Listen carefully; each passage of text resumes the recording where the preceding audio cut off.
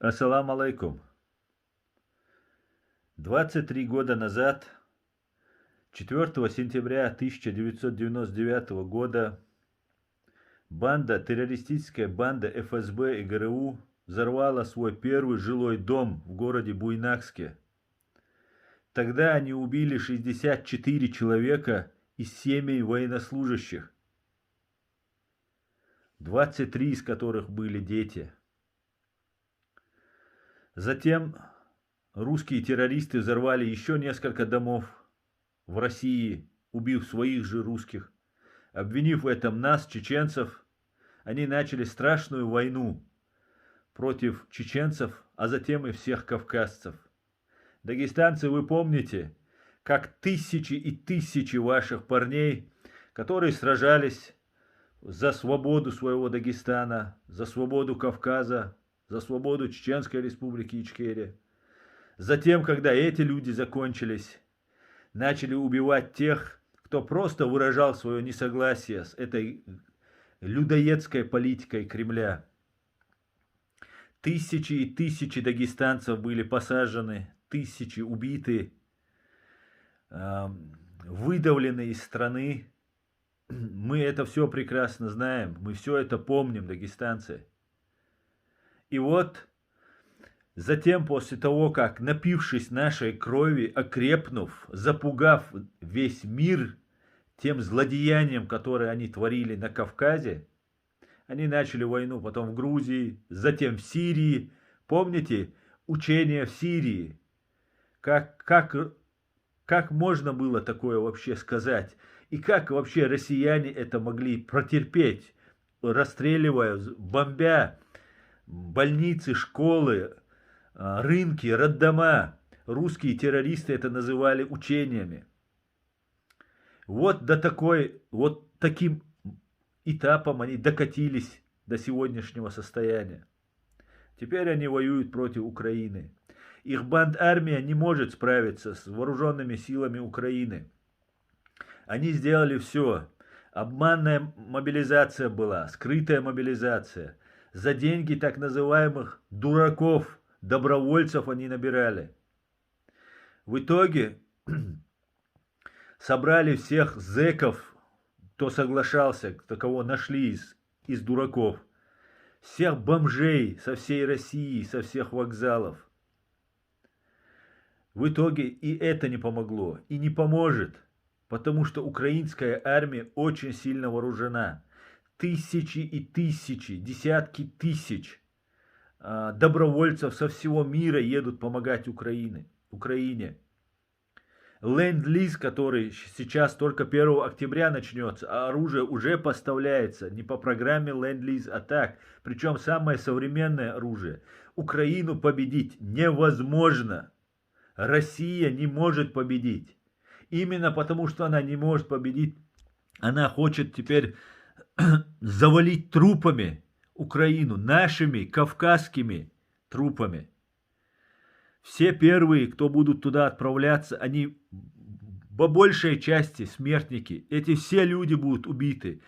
Дагестанские женщины, матери, сестры, кавказские женщины, матери. Мы смотрим на вас, вы нас воодушевляете. Спасибо вам, что вы сейчас выходите и боретесь за жизнь каждого из ваших сыновей, братьев, мужей. Каждый человек, который туда уйдет, фактически 100% погибнет или будет ранен. Нету никаких шансов победить. Уважаемые матери Дагестана, женщины Кавказа, женщины России, не спите, не ждите, пока первые трупы будут оттуда приходить. Они уже приходят.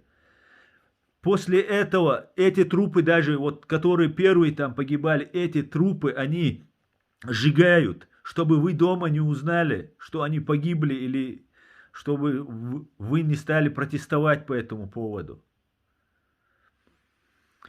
Рано или поздно, после того, как первые партии будут отправляться, они будут это скрывать, их гибель. Вторые партии, 100 тысяч, 200 тысяч, миллион.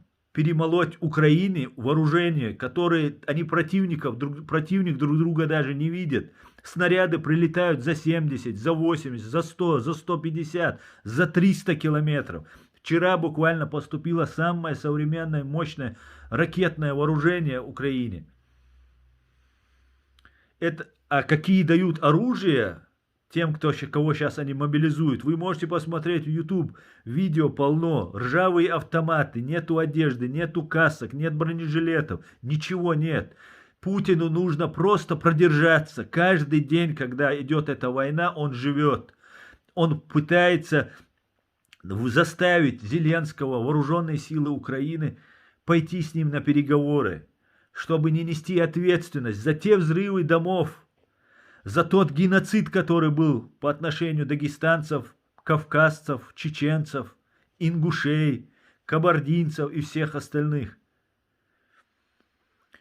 Банда ФСБ и ГРУ хотят сохранить свою власть и свои жизни, чтобы не отвечать по закону за те злодеяния, за те тяжкие преступления, которые они совершили.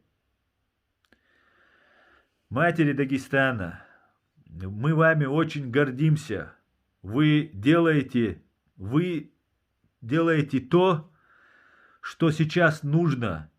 Нужно всему миру, не просто нам всем, всему миру, весь мир на вас смотрит. Выходите, сжигайте военкоматы. Вчера русский герой Руслан Зинин, точнее сегодня утром русский герой Руслан Зинин застрелил военкома за то, что его друга отправляли в армию. На войну, не в армию, на войну, на смерть. И сказал, и крикнул: вы теперь не пойдете на войну, вы все свободны. Сам был задержан. Сжигайте военкоматы, перекрывайте улицы, сжигайте все документы военкомата, оказывайте сопротивление, мирное, ненасильственное пока. Перекрывайте улицы, дороги, бастуйте, пишите, звоните всем, вставайте все, весь Кавказ, пока я прошу, призываю это делать в первую очередь женщин, потому что мужчин не будут забирать на войну. Потому что им это будет повод сделать. Мы вами гордимся, женщины Кавказа. Выходите, спасайте наших сыновей, наших братьев. Меня зовут Арцуев Аслан, я правозащитник. Да пускай сопутствует нам удача, и пусть восторжествует справедливость. Всего самого хорошего, братья и сестры. Ади Кюэль, Маш Оэль.